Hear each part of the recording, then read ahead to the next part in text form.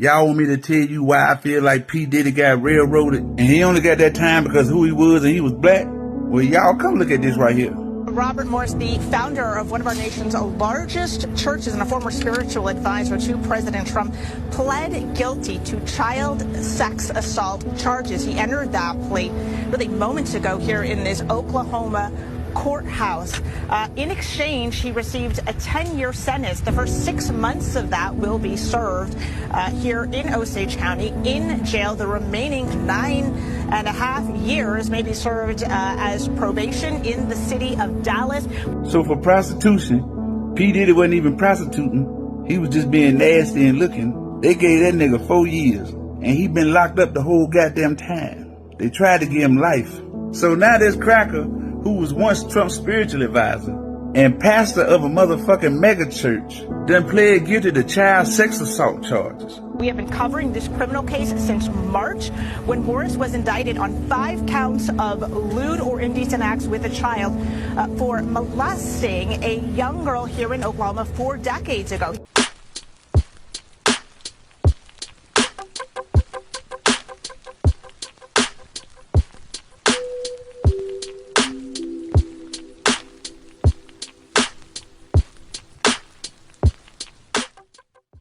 Yo, so we back in the motherfucking building. This is the F-ya-Motha podcast. I'm your host, King Lightskin, and I'm not gonna say this is a sad day. It's kind of a fucked up day. Let me put that out there. P. Diddy was sentenced to 4 years in prison for the transporting prostitution or transporting prostitutes, I think, across state lines with immoral purposes.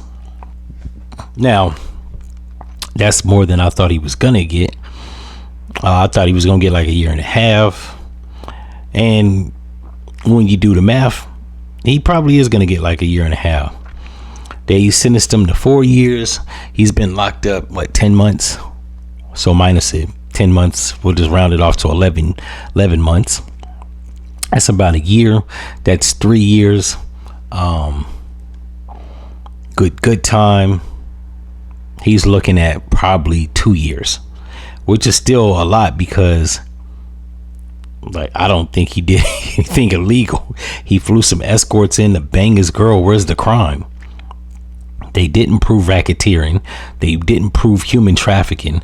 So, yeah, I think this is a and I shouldn't be surprised. This is America, but I think this is just another railroading of a black man in America, because we all seen the video of him kicking Cassie in the ass, and I think he was convicted of public opinion, not necessarily a crime. But once again, in America, never let logic get in the way of a good scam. People that were on the jury board was probably Simple Simons, so they probably voted him guilty just because they saw the Cassie video. And it is what it is. What I will say is that video I played before I started talking, my man says that I guess it was some notable white guy in Texas that only got 10 months, but he only got to serve 6 months in the county and the other 9 years of probation. And there are several factors, and I'm just going to point out why there was a difference in sentencing. Puff Daddy was actually sentenced, and trial took place in New York, which they hate his guts ever since the Shine case. And it was the city of New York, right? Or state of New York. With the white guy, Robert Morris, he was charged in Texas. They have different jurisdiction. Not only that, he's connected to Trump. That's got to play a part in it, right? You got connections to Trump, you liable to get all types of shit dropped from, you know what I'm saying, your court docket or leniency. He got connections. Now, Diddy knows Trump also personally, so I'm assuming the play on this is He's going to take the 4 years on the chin minus the year he's already been locked up. And I think he's going to file for a pardon. And I think he's going to get it. Trump's already said that if Diddy was actually convicted, he would give him a pardon. So, yeah, I'm thinking that's what the play is here. That's something that the state of New York can't stop. If he applies for a pardon, I think there'll be like a 99% chance he'll be granted it. So, you know what I'm saying? And for all you weird ass niggas that's talking about in my comment section, I did a video on Young Thug and sellout blacks in America. And I mentioned Diddy in the video. And some weird ass nigga was like, you defending Diddy, man. Watch your kids. Shut the fuck up. First of all, Broski wasn't convicted of any pedophile charges. There's never been no confirmation on that. And just because he was managing Justin Bieber don't mean shit.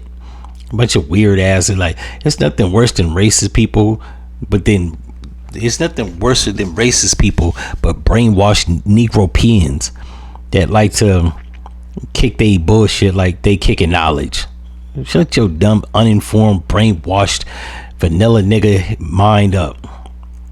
I'm telling you, bro, people like my kind that's brainwashed to the max, that shit is irritating, because they worse than racist white people. At least I know where the hatred or the stupidity from racist white people come from. I can't understand for the life of me where it be coming from when it's black people.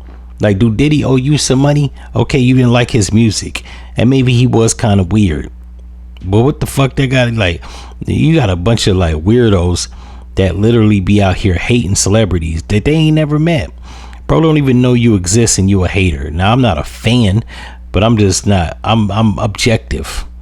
The man ain't been charged with it. Why the fuck would I put that on him?